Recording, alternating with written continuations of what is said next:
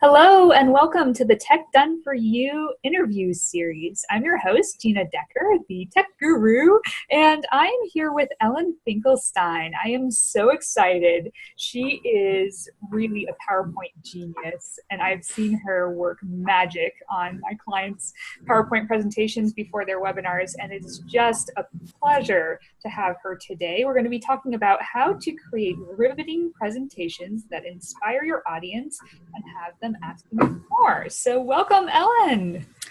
Thank you for having me, Gina. I'm excited. Yeah, we just worked together on a client of Gina's who was doing a webinar. She did it yesterday, and it was actually a fascinating presentation to make over because of the topic, which was intuition, and because she had really put all text on the slides. And so I had to come up with these images that were about intuition, which is not that easy. It's not. But in the end, it worked out really nicely, I think. It really did. Yeah, we conducted the webinar yesterday, and it was just astounding to me because, I mean, she was asking me questions about her slides, and other than saying, there's, a lot of text here, I couldn't really say, I could critique it for her. So I was so happy that you jumped in and helped her. And she had taken a course with Adam Urbanski. Was that a webinar course or something? Yes, I think it's some sort of webinar coaching program. So she knew conceptually what the PowerPoint needed to have. Right. Well, she didn't have a good sense of the order either. So I had to reorganize it. But I met with her for an hour before I did the changes. And so I kind of got her permission. I added some content that she didn't have because it was kind of, so hi, Shira. There's another one of my clients that just came in. Happy Friday. So, audio and video within a Zoom meeting can be quick and easy. Oh, we have something. Mute some folks. Yeah. I think it's been muting most people as they're coming in, but I don't know if everybody's muted, so I'm muting them. All right, so I know that some people don't know you already, although I know you, but I'm going to go ahead and read off your bio before we launch into some of these questions, and we do have some PowerPoint, of course. So of course we do, yes. Yes, okay, so Ellen Finkelstein teaches online entrepreneurs who have a message to help others create a flourishing online business, and that's really the truth. Her special power is making the complex simple. One passion of hers is to help entrepreneurs use webinars to reach more people.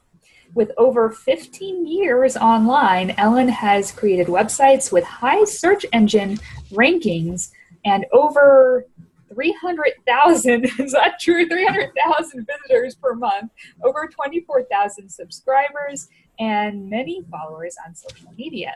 On ellenfinkelstein.com, yes. Yes. And you have multiple sites, as I do too. She is also a published author with books ranging from 20 to 1,200 pages. Uses her experience to help others create client-attracting websites, grow their lists, create products, and deliver powerful webinars. Learn more at changetheworldmarketing.com. So it's a pleasure to have you, Ellen. I'm so glad. Thank you so much. This is really exciting because PowerPoint, I mean, it's something that we know about, yet it's something that, almost kind of creeps up on us. We go into these presentations sometimes and then we're thinking, oh, great, I have a webinar presentation to put together. So, right. So I'm so happy you're here today. I want to give a shout out to Deborah Gilden. Hi, Deborah. I know her from a long time ago, I think. Yeah. Great. So yeah, I think that it's true that people have to give a presentation and they don't give enough thought to what they're going to put on the slides. And we have all seen this mistake. We call it death by PowerPoint. I'm going to show you some slides and we'll talk about it. And you can just do an amazing thing with your slides to make them inspiring and uplifting and touch people's hearts with the images that you use. There's a whole thing called visual marketing, which is just a very powerful way to use visuals to market to people. So can I show my slides and we'll get started? Yeah, go ahead. And I think you have the right permissions, but let me know. Can you see it? Yes. So I'm actually, or maybe you can do this, is actually close down the video stream so that because it's at the right side of my slides and it'll block some things in the slides, but I will go ahead meanwhile. So maybe you can't do it in a meeting. We'll see. So my focus here is on PowerPoint for entrepreneurs, how to create riveting presentations that inspire your audience and have them asking for more. And on the right side, you can see this flower that's all gray and dull. And what I want to teach you today is how to take your presentations and turn them from that into this. So from that into this. And that's the riveting part of it, and have people asking for more. And I think you'll learn a lot today. I do have a free offer for you today and a paid offer for you today. We'll get to that at the end. So you want your audience to raise their hand and say, yes, yes, I want it. I want it. And you don't want to be boring ever again. So I'm going to show you how to do that. So today I'll be talking about PowerPoint for speakers, for entrepreneurs. I'm going to answer your questions. So if you have questions, put them in the chat. And if you could moderate them, Gina, just interrupt me at any time and we can do that. And then I will have a free offer and also a paid offer, which I didn't put on here. So my background is mostly as an author. We mentioned ellenfinkelstein.com. I created that website in 1999 as an author platform. I wrote books on AutoCAD. That was that 1,200-page book. I was on AutoCAD, which is a drafting program, but also some books on related to PowerPoint and presenting. And so PowerPoint for Teachers was one of them. That's the one you can see up there behind me, the cover that we were talking about. PowerPoint, How to Do Everything with PowerPoint 2007. Those are books from Jossie Bass, which is owned by Wiley, and McGraw-Hill. And then ebooks, so Slide Design for Non-Designers and 101 Tips Every PowerPoint User Should Know. So those are ebooks. So I've written a lot about PowerPoint and presenting. So how many of you cringe when you see this? And what I mean by that is like, this is me. I am not a designer. And I find that usually it's about 50% of my audience. And when you talk about slides, you know, you think, oh, maybe I need a designer. But in real life, most of us don't have the time for a designer.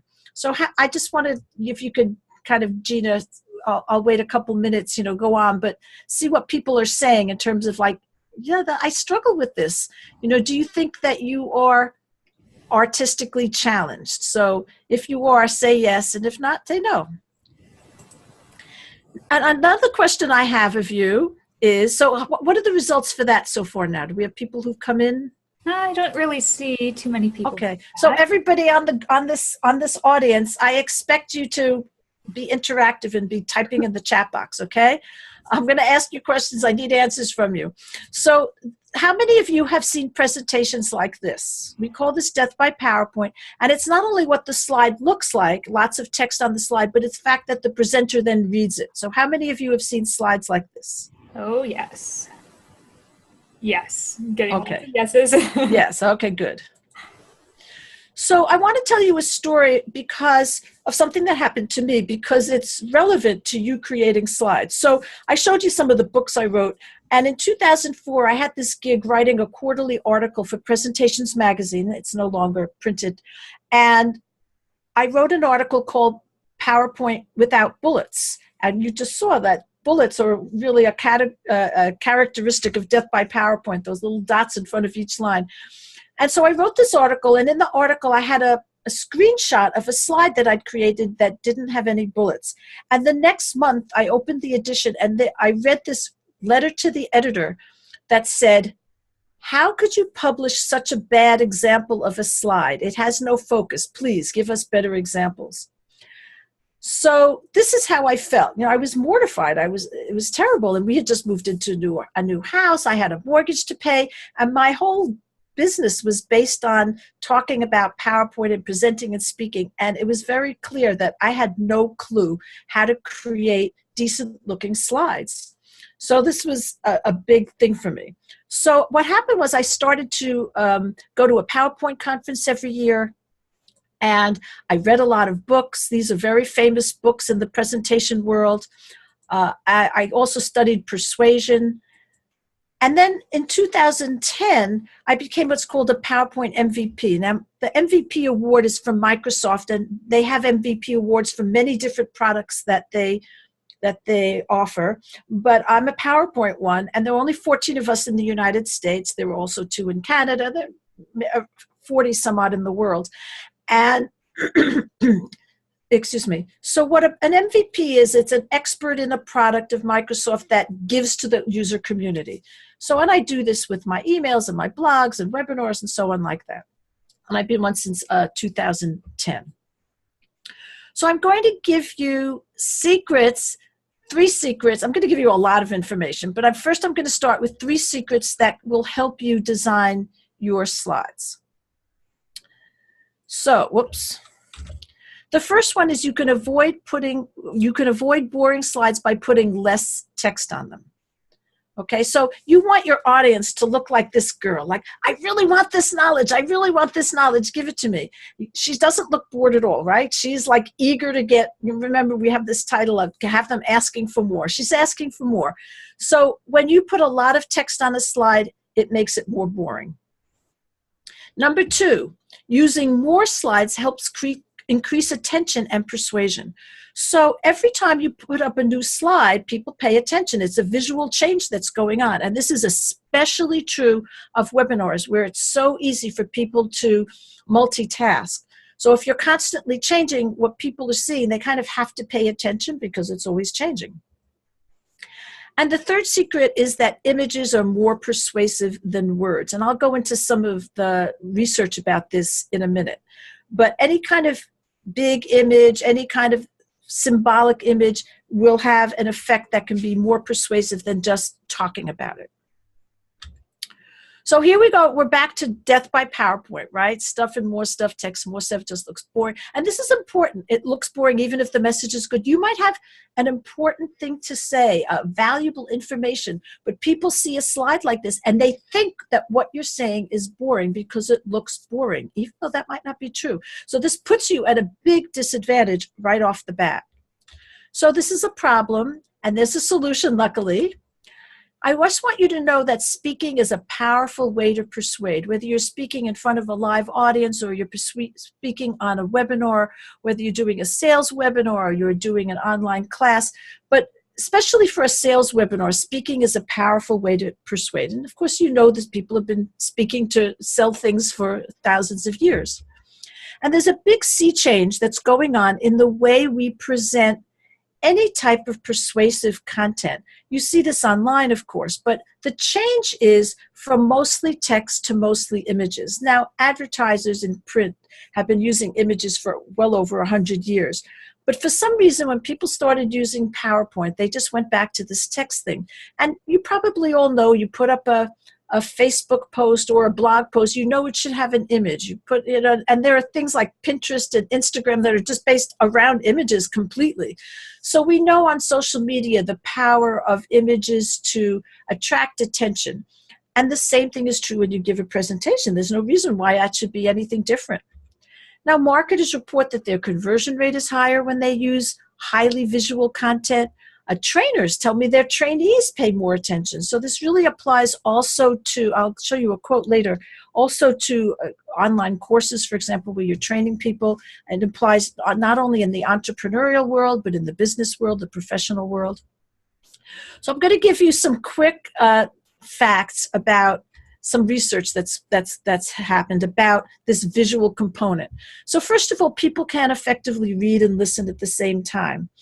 So this is some brain research that's been done. It's actually been used to justify laws, like in California and New York, not allowing people to use cell phones while they drive. Because when you drive, you're supposed to be looking at the road. But if you're trying to listen to someone speak, your brain is conflicted. Not only that, people hate it. So again, when you put up a lot of text and read it, this is the #1 thing in surveys that audiences say that they hate about PowerPoint presentations, that people get up there and read their slides. Like, I can read, so just shut up and let me read, and then when I'm finished reading, then maybe, maybe you could talk to me. So really, people really hate it when you do that. So the second point is that short-term memory is limited. We have 3 types of memory: sensory memory, what you hear, what you see, and you could take in a huge amount of sensory input. But then there's short-term memory, and that is like a pinch point. It's very, very limited. Now, what gets past short-term memory goes into long-term memory, where, again, we can remember a lot of things for a long time.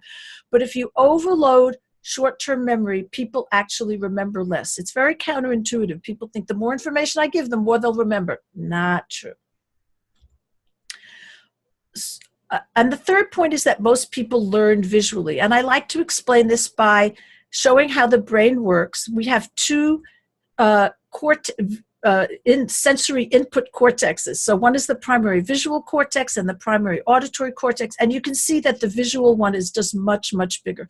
The brain is hardwired to pay more attention to visual input compared to auditory input. And text is like we read it to ourselves. It's an auditory input as opposed to a visual input. Pictures persuade. So this is some research that was done. It was a mock trial. A man had fallen off a ledge and died, and his widow wanted to collect life insurance, and the life insurance company had some reason to believe maybe he had jumped off the ledge, which would have invalidated the claim. So when the lawyers, a mock lawyer, mock jury, just described the case orally to the mock jury, 33% agreed that she should get her life insurance. But when he showed this crude animation of a man falling off a ledge, which didn't show whether he had jumped off or fallen off or even been pushed off, then 75% agreed that she should get her life insurance. So it just shows you how being able to visualize what it is helps people to understand and appreciate and feel the situation. Finally, decisions require emotion. So here I'm going to ask for some feedback again, letting you know this. So how does this slide make you feel? It makes me feel pretty warm. Yeah. And by the way, people respond very much to people's faces. You know, that's a very strong thing. And you can see, especially the two on the right, they're actually looking right at you. And so you naturally respond to this. Babies respond to people's faces. So yeah. Other people have the same feeling? Yeah, welcome, happy, a lot of happies. Okay, good. So how about this slide? Same message, decisions require motion. How does this make you feel?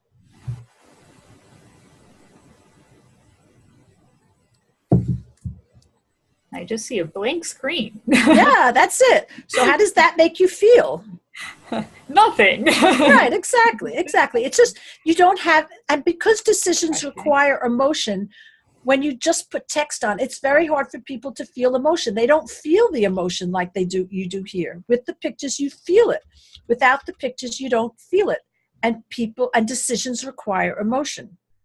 When people have the part of the brain involved in emotion removed due to an accident or a tumor, they become incapable of making a decision.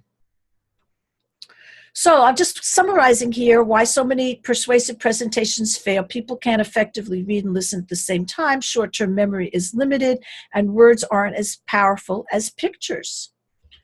So what you want to do is turn death by PowerPoint into life by PowerPoint. How do we do this?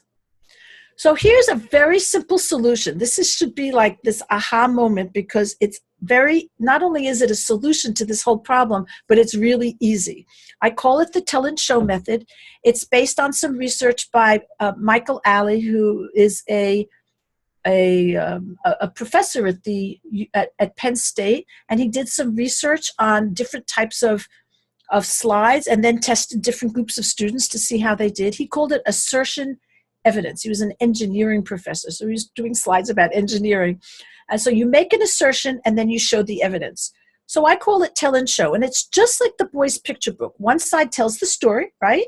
And the other side has this big picture that shows the story. And you can create slides like this really easily. And a corollary is to put one point on a slide. Now, sometimes you want to summarize. I'm going to do that in the next slide. But basically, you have a title that tells the point and some type of image that shows it. Now, it doesn't have to be a photograph or a graphic. It could be a chart, like a graph. It could be a map, whatever it is that shows your point.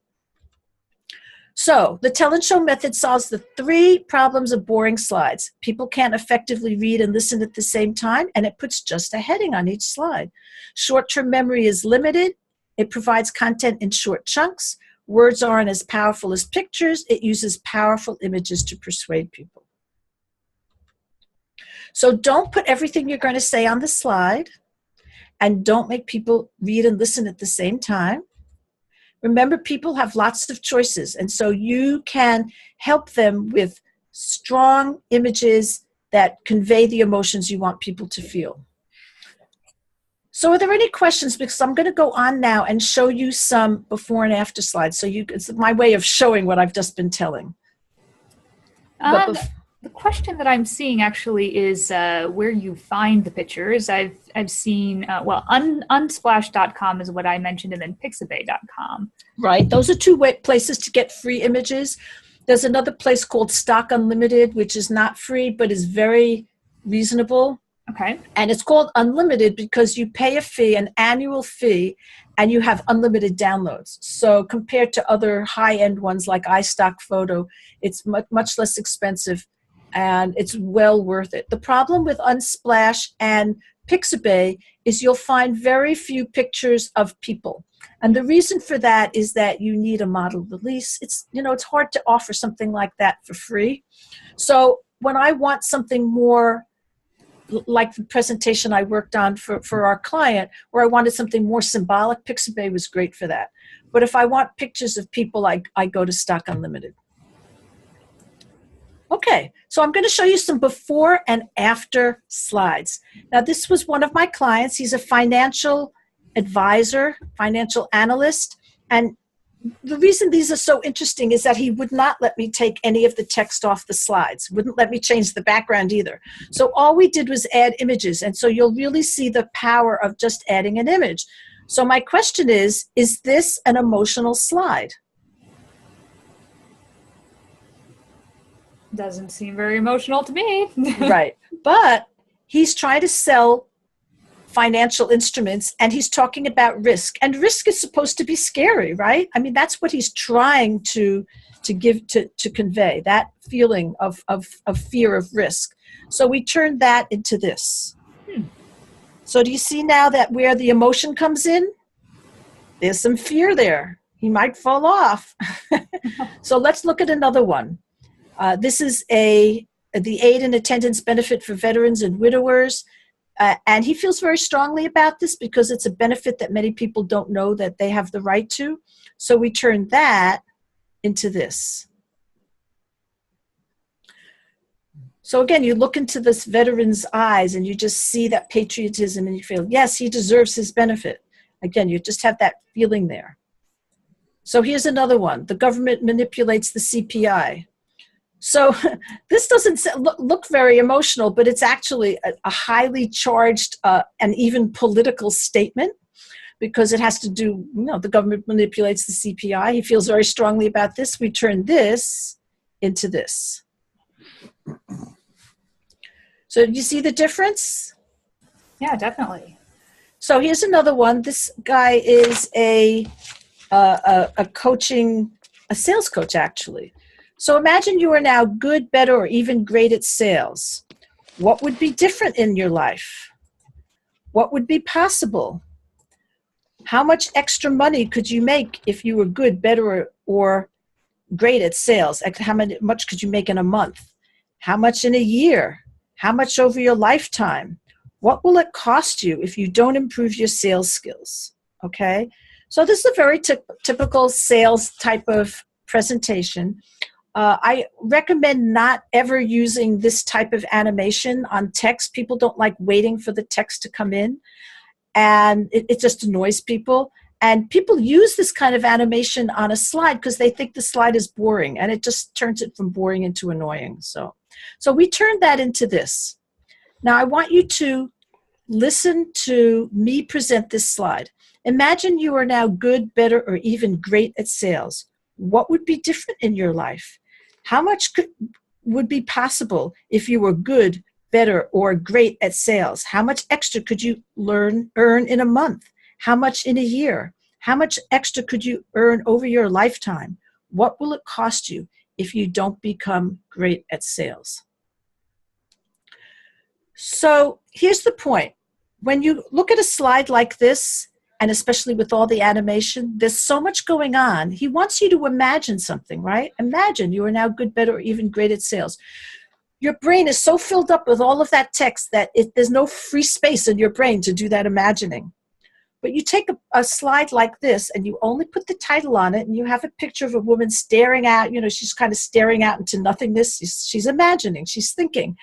And then when you present the words of the slides, people have no choice except to listen to you, because there's nothing for them to read except that first point, which they can read very, very quickly.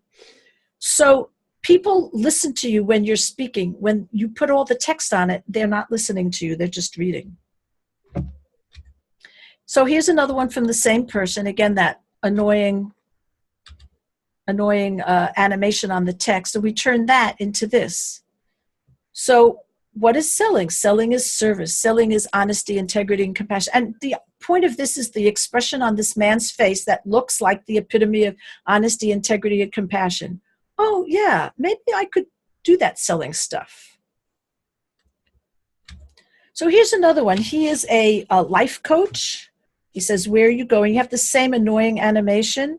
So our quality of life is dependent on what we put in it. 3 things will influence our destination: our attitude, our intake, he means like kind of what you take into your life, and associations, okay? So we turn that into this. So again, where are you going? Your quality of life depends on what you put into it. 3 things will determine your life: your attitude, your intake, and your associations. So this picture is obviously meant to be symbolic. It's not just a little girl on a road. Everybody looks at this picture and knows she's looking into her future. That's what the photographer was thinking about, and that's what you think about when you're doing it, and that's what the presenter is trying to do. So again, when you don't put all the text on the slide, then people have to listen to you, and when you have the striking image, then it's much more powerful and persuasive. So I want to tell you, all of you listening, that you have an important message, and that the skill of speaking persuasively will benefit you for the rest of your life. And I want you to break old habits. People come out of even college. I have this thing about, college professors do these death by PowerPoint presentations, and then students come out of college thinking that's the way to do presentations. So we have this old habit of just putting all the text on the slides, and I want you to break free of that. So this is the financial advisor who had those blue slides I told you about, I showed you. And he said, Ellen worked with me to create a presentation that's unified, beautiful, and incorporates people, symbols, charts, and numbers, and some humor in a way that's strikingly effective and pleasing to watch. And I do want you to note that there were a lot of charts and a lot of numbers in this thing. So it was actually a fairly technical presentation. And you can use this technique even in that type of presentation. And he told me later on that he had done this presentation over and over and over again, a live presentation. And that, I asked him how it went. And he said, it went great. I said, what was the difference? He says, well, I used to get a conversion of 50%, and now I'm getting 70%, which is pretty amazing anyway. So she is a corporate trainer. And she said, I just wanted to tell you the techniques you shared in the persuasion classes last month really worked wonders. She took a course of mine that I'll introduce you to. She said, yesterday I did a revised version of a training I've done more than 70 times. I upgraded the slides using the techniques you taught. Although I presented the same statistics and information, the audience was visibly and audibly more attentive when I paired the stats with persuasive photos. So again, you can see this can be used in many different types of situations, this concept. Jordan Salomon, I met him at a conference, and he heard me give a presentation similar to this. And he said, I thought I was doing everything right. That is until Ellen showed me the real power of persuasion with her rock-solid, easy-to-follow system. From now on, I'm using nothing but Ellen's presentation formula to generate serious interest from my audience. So are there any more questions before we go on? I don't see any questions. They just are agreeing, actually. Well, other than why that guy with the kind of weird blue slides, he's got a lot of lines between the words. We're wondering about the formatting of that. Oh, yeah. Right. In terms of, at that point, I don't want to go back and look at it and talk about it. But, so the formatting of a slide should be clean and professional and clear and consistent. So in fact, That brings me to my first tip. I want to give you a couple more tips. To make your slides look more professional, always use the PowerPoint layouts. Don't just plaster text boxes on the slide. So I see this all the time. People use the blank layout and they just put text boxes on. So the problem with that is that everyone will be in a slightly different place. Everyone will be a different size because they have a different amount of text on it. So to make the slides consistent, use the PowerPoint layouts. There's one called title and content and another one called title only, and those are really easy to use, and it's easy to add an image to them. And the other thing I wanted to talk about images, because they should not be used for decoration. Every image should help your audience understand and remember or have a persuasive purpose. So, for example, this image shows a woman bearing gifts, and I'm giving you, she has 3 boxes, and I'm giving you 2 tips, but but the point is that I'm giving you some gifts. That's what the point of that image is for this slide. So it should always be relevant. And there's some research, by the way, showing that non-relevant images actually hurts learning. So if you just have a picture, and this was done in a textbook, if you just have a picture that just kind of makes something look pretty, that will not help. Your images need to have a purpose.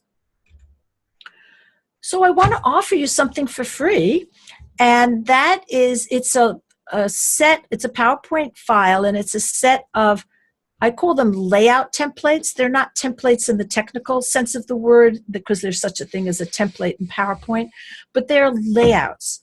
And so there are 3 pieces of it. One is 4 layouts that always look good. One is easy text and image layouts, because like this slide, so it has some text on it. So this is an example of one of those. And then 4 animation templates, which are kind of for fun, but they're really great. They're really great for creating social media videos. You can create them in a couple of minutes. So I'm going to actually show you what I'm going to give you.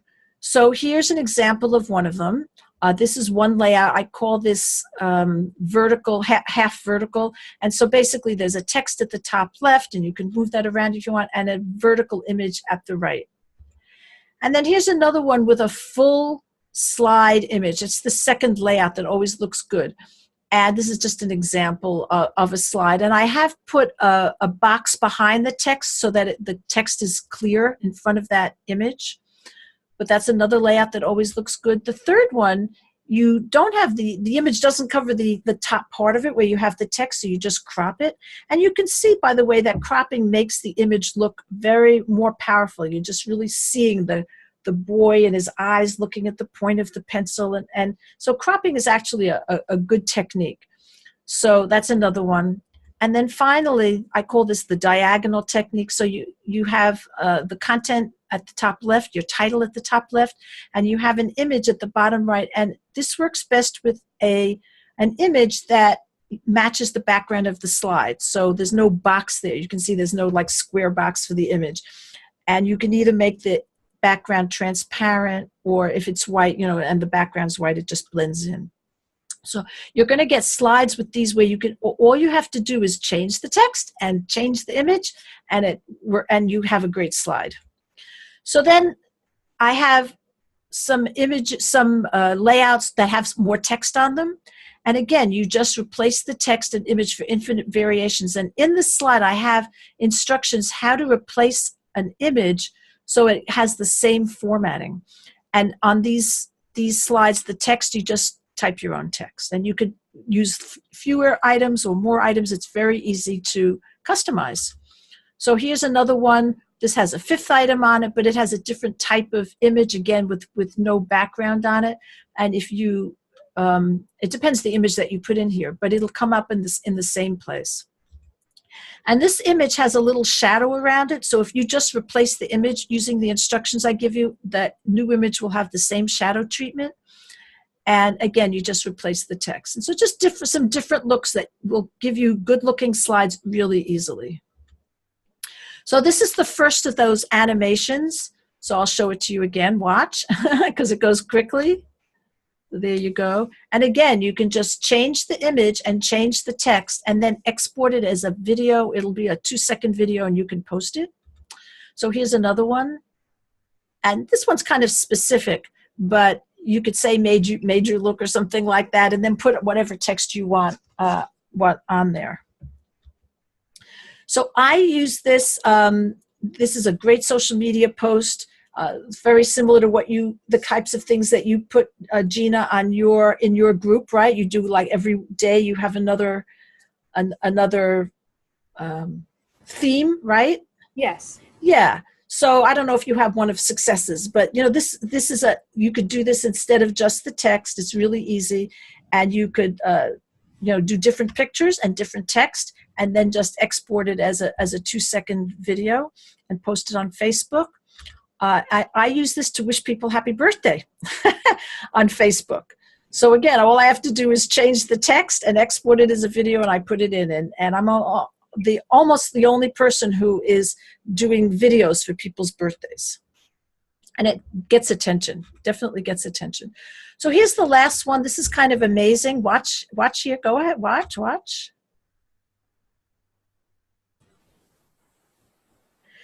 And yeah, that's pretty cool, right? And so this is actually a transition, and you can put, I'll go back here. You just can put different text on this one on this one, and you add the transition to this one, and it just creates the curtains. It's called the curtains transition, I think.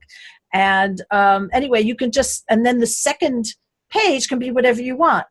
And so it's just a very dramatic way to make a little video and put that on social media.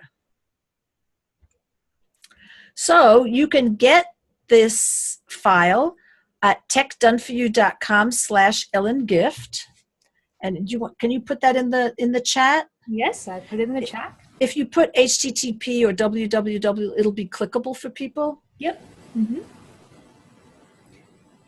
Got a question here. It says, is the preferred formatting a white or picture background with black or white font superimposed on top of it? So there are lots of options, I suppose. I happen to like a white background.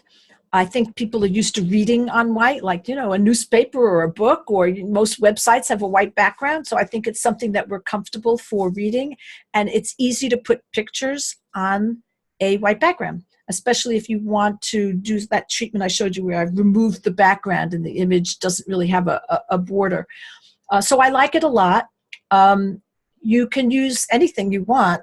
The only thing that I would say to stay away from is an overly busy background, unless there's almost no text on it. So you can put a full picture background. I showed you an example of that, and put some text over it like that. But if you have a lot of text, then the image will usually be distracting.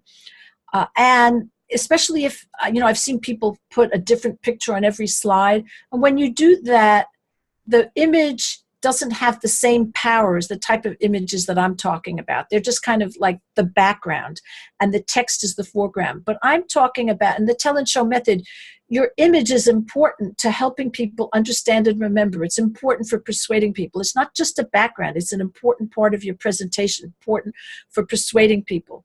So, a background image that's just there to be pretty, I think will be more distracting than helpful for persuasion. Any other questions? Not that I see in the chat. Okay. So I would like to introduce you to a course. It's called High Persuasion Presentation Program. It's the course that Kathy was talking about when she said that she had just made over her slides and did a training she had done 70 times before. And she took this course when I did it live. Now it's a self-study course. And, I'll describe it to you. So it has 4 sections to it. And the first section is techniques of persuasion and preparation. And it's about techniques that you can use to write your script and to prepare for success. So I also talk about preparation techniques that you can use whether it's live or for a webinar. This course is not specific to webinars, so it goes for any type of presentation. So it's all about preparing and your content. That's the first part of it. The second part of it is about images. So we talked about finding images, but also how do you format them? How do you choose the right image? So it's not only a matter of finding images, but finding the one that's going to be most powerful to make your point and to persuade. So that's the second class. The third session or module is text and slide setup secrets. So how, sometimes you're going to need to use some text. How do you do that without boring your audience? And how do you set up professional slides so that it doesn't take you a long time and they still look good? There's some back-end secrets to PowerPoint that really help. And finally, amazing animation plus technology tips. So you saw how I used animation. I told you not rarely to use animation for text, especially on an all-text slide. But I did use it, remember that, you can see it at the right, that gray flower. So I used it there. And remember, I used it for turn death by PowerPoint into life by PowerPoint. So there are ways that you can use animation to create anticipation, to show processes that can be really, really powerful. And then I wanted to tell you some technology tips. There is some information in there about webinars as well, and presenting, and just different technology aspects that you really need to know to give a professional presentation. And that's $197. And I have some bonuses for you, but Gina, you could put that in the chat too, I guess. Yes, I've added the link. Okay, great. Thank you. So I do guarantee this product that you'll be happy with what you learned during this course. And if you're not satisfied, let me know within 30 days. I'll refund your money. So there's really no risk for it. You'll get it over 4 weeks. So by 30 days, you'll have at least 3/4 of the course. So you'll know whether or not this is going to work for you. So I definitely encourage you to try it out, especially if you believe that speaking is important for your business. So here are some bonuses that I have. So the first one is just the program. And by the way, I recently added some Mac instructions. I use a PC, but there are something, I don't know, maybe 8 slides in the whole thing that have some specific instructions that refer to a PC. So I have a separate document that translates those into Mac instructions. I'm going to give you a copy of my ebooks, Slide Design for Non-Designers and The Lost Art of Persuasion. I'm also going to give you a presentation preparation planner and schedule, an overview planner and storyboard. So those are actually 3 separate documents that help you prepare, schedule your preparation, help you conceive of your presentation as a whole. That's the overview planner, really important. And also to storyboard. Storyboarding is a term that's used in animation. You storyboard a cartoon or an animation, and you can storyboard your presentation as well. What picture will you show for what concepts? There's a PowerPoint cheat sheet for PowerPoint tasks that people use often. I have a list of 80 plus free and low-cost stock photo sites, slide templates, which is the thing I just showed you. I'm giving that to you for free. And then if you buy today, I will spend an hour with you reviewing your slides and making specific suggestions. And if you buy before the webinar ends, I will do another thing, which is reviewing your script. And that's worth about $1,000. The reviewing, the one hour of reviewing your slides, maybe about $200, something like that. But the reviewing your script is really, really powerful. And there are people out there who charge $5,000 and $15,000 for reviewing a webinar script. So it's really valuable. Plus, there's a private Facebook group. And so you can go in there at any time and ask questions and find other presenters there as well and show your slides and ask for feedback.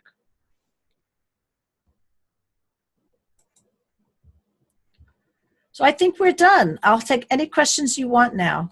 The High Persuasion Presentation Program is my the thing I've sold the most of. Tens of thousands of dollars I've sold of this program. So I've been selling it for a few years. It's always done really well. It's a very valuable program. And at $197, I think you can imagine, especially if you're doing sales presentations, how much is one client worth to you, and being able to show slides that are professional and striking and elegant and stunning and persuasive is something that's a skill that you'll be able to use for the rest of your life. Wow. Thank you, Ellen. That was wonderful. And I'm so grateful that you're giving these great fast action bonuses. That's like, just the script review itself, I think, is worth $197. So, oh my gosh, yes. yeah, I mean, that is a steal. So thank you for that. And I do see a couple questions I saw, and people are just reacting. They're like, thank you, inspiring, informative, motivating. So yeah, some great Thank you. Feedback here. I do have a question. I'm going to have to scroll for it. It's, what's your recommendation about side headers or slide headers and footers? Headers and footers. Oh, as little as possible. Okay. Again, we call this in the business, we call this slide junk. And it's just that, occasionally, especially if you're doing training, you might want a slide number because you might, or even if you have a sales presentation and you have a printed out script and you say on slide 1, because if you don't put all of the text on the slide, then you need to know what else you're going to be saying. And one of the things that's so cool about this, especially in a webinar, is you can print out everything you're going to say for every slide. And so you might have the slide number and you might want to put the number on the slide itself so that you can match up your script with the slides that you're showing. But other than that, so for example, some people will say, oh, put your logo on every slide. So when you put your logo on every slide, well, you know what happens when you see ads on Facebook the same over and over again. You start to ignore it. And that's what happens. And so you really want to focus people on the content. I recommend putting your logo on the first slide big and on the last slide big. But then after that, just keep it off and just focus on the content. Yeah, that's a really good point. And I know, at least myself, I mean, this is just a great offer. I mean, both the free gift, and this offer, it's just amazing because, I know, and I do a lot of JV launches. And so a lot of times, really the success or failure of the launch hinges on that PowerPoint presentation, that webinar. Absolutely. Yep. Sometimes we'll give the webinar multiple times, but if the slides really aren't there, I mean, this is just a fraction of the price. Like usually these webinars, I mean, they're having offers anywhere from, $497 to sometimes about $2,000, and so $197 is like such a small, fraction of, what you would take in from the sales. But to really get this information and have it sync, I just know myself, you've helped me actually, in free consultations, just go over my slides. And I had some horrible pictures in there, you just right. Don't realize it when you're putting it together yourself, because you're kind of like in stress mode of the launch, right. It really helps to actually, get an edge up, because to have a high converting webinar, I mean, you can put that evergreen, and there's just so many ways. That's right. It's like gold. Absolutely. So once you finalize your webinar and you tweak it a little bit and you get it high converting, as you mentioned, you can do. And my I have a presentation that I give when all I do is sell the high persuasion presentation, and this converts at 20 to 25% from people who are on the call. When I'm doing it like that. And so, it's very powerful to be able to have that in your pocket, so to speak. Yeah, absolutely. Yeah. And I remember because I had done kind of just a pilot launch of, I think at the time I was calling it Master the Launch. It was, all the steps to do, a JV launch, all the tech steps. And I actually learned, from that launch that people didn't want to learn the steps. They wanted you to do it for them, so, I mean, Tech Done For You, that's my company. But, but I had actually hired a branding person. I should have hired you. I had hired a branding person, to go over the slides. And luckily she did, she did that for me before, the webinar. But, yeah, I mean, I just remember just feeling so nervous, Right. because it was kind of like the first big webinar and, and I don't do them that often. And so, and I just didn't have these tools. I mean, I had seen a lot of webinars, but seeing and doing is completely different, like when you actually try to do this. So there are a couple of things I want to say about that. So first of all, yesterday our client, she wrote me, she said, oh, thank you. Now I feel secure and comfortable in the presentation I'm going to give. So having great slides will make you feel a lot more self-confident, and that affects how you convert. Actually, it affects your enthusiasm and how people appreciate what you're giving them. But another thing is that let's see how to put this. So first of all, it depends what kind of designer you have. So some designers are good at doing this, but hold on. Sorry about that. But other designers, there are a lot of designers, especially like branding people like you mentioned, who really don't know anything about PowerPoint. And there are also designers that don't know anything about conversion or don't know anything about marketing. So they'll make a pretty slide, but it won't really help conversion. So I think it's really important for you to have this knowledge. And you might not do your own slides. You might give it out to somebody else to do, but you really need to know what you're looking for. And you were talking about watching other people's webinars, and they're not always a good example. So there are so many people who know how they feel when they watch Death by PowerPoint. They know they hate it, but like you said, they don't know what else to do.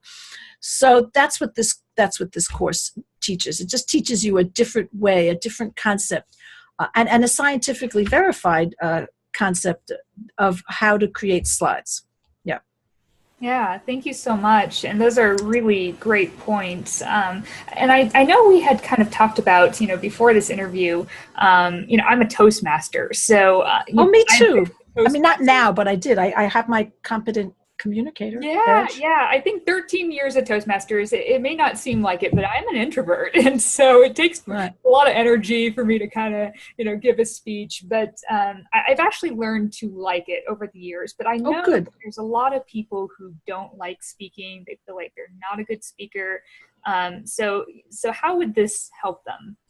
So, yes. So first of all, I want to say that webinars are a great way for an introvert to speak, because you're not in the same room as the people, and you can have your script written out. Not that you should read it word for word. You shouldn't sound like you're reading, but it's just a great way to start speaking.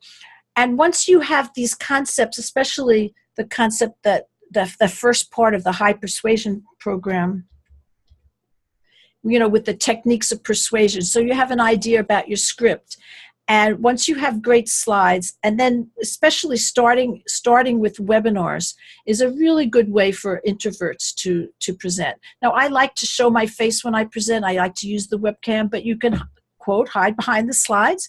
So that's something, again, that introverts often like to do, at least when they're starting. And this experience that you had, Gina, of after a while you learn to like it, that is what happens. So we all start out, scared. I remember my first, what do they call it, table topics at Toastmasters, and getting up and doing something improvised for 2 minutes. And I just still remember, my heart pounding to do it and how scared it was, but how scared I was. But after a while, you get more comfortable with it. So yeah, this kind of course, along with doing webinars, is a great way to start.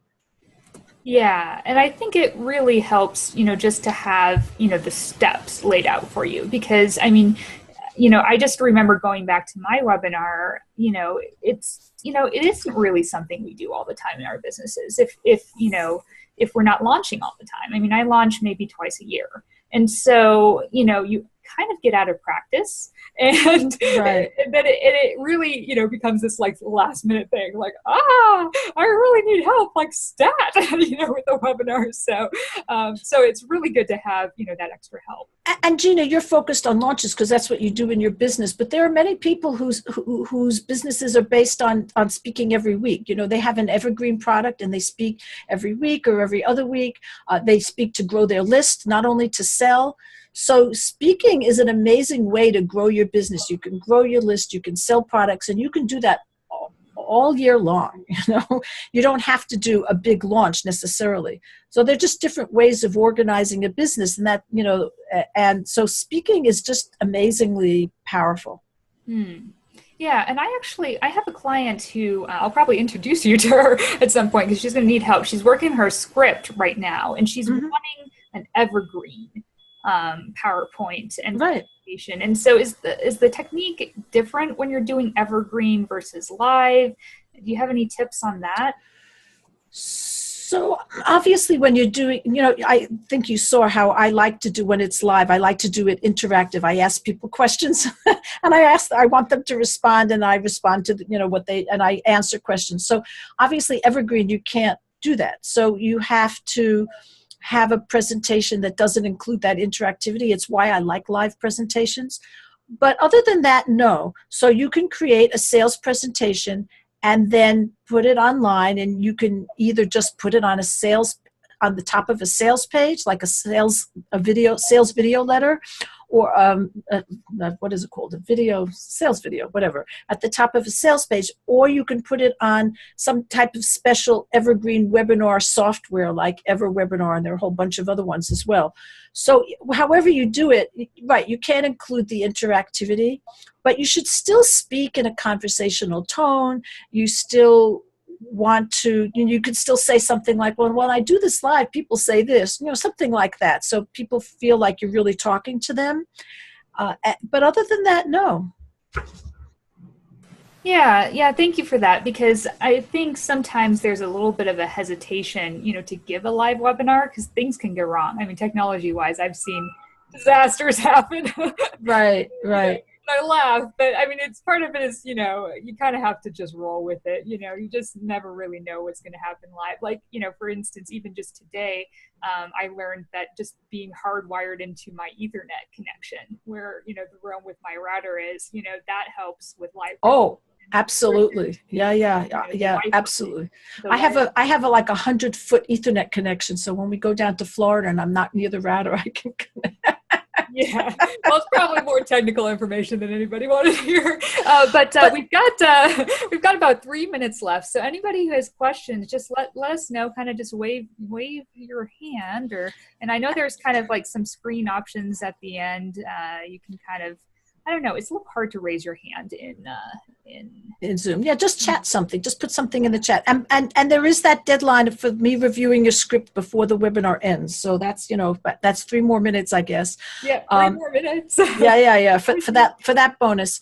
Yeah, absolutely. I do think, however, to go back to this idea of an evergreen webinar, I think you need to perfect it before you do it evergreen. So I think you need to do it live, see what your conversion rate is, tweak it, do it again, and when you get it really good, then you go evergreen. Yeah, and I think that's a really salient point, just because, sometimes you want to just say, oh yeah, I just want to make this, I just want to make this evergreen, but it really does take a lot more. Let's see. Gary says, I missed the first 30 minutes. I still got some good tips from Ellen. Thank you. All right. Yeah. And there will be a replay to this. I don't believe in just kind of, slamming people with a bunch of information. So there will be a replay that we'll be sending out either today or Monday, just depending on my internet speed today. But yeah, so again, those links, techdoneforyou.com/Ellen PowerPoint. That's this wonderful presentation, and please do take advantage of those bonuses. Those are fantastic bonuses. And then the gift is awesome too. So techdoneforyou.com/Ellen gift. Right, absolutely. Okay, so if there are no other questions, I think we're done. So I just want to give people the last couple of minutes to get that extra bonus of the reviewing your script. And if you buy any time today, I'll review your slides and make specific suggestions on them. And there are lots of other really nice bonuses as well. All right. And it looks like we're right at the top of the hour. Okay. So I am going to go ahead and stop the recording. Thank you all, and thank you for that fantastic presentation. We don't normally have PowerPoint on these interviews, and I really just thoroughly enjoyed this, Ellen. I thought this was fantastic. It's great information. You always over-deliver, so thank you so much. Okay, you're welcome. It was my pleasure, and thank you everybody for coming. It was really nice to have you here. Bye. Bye-bye.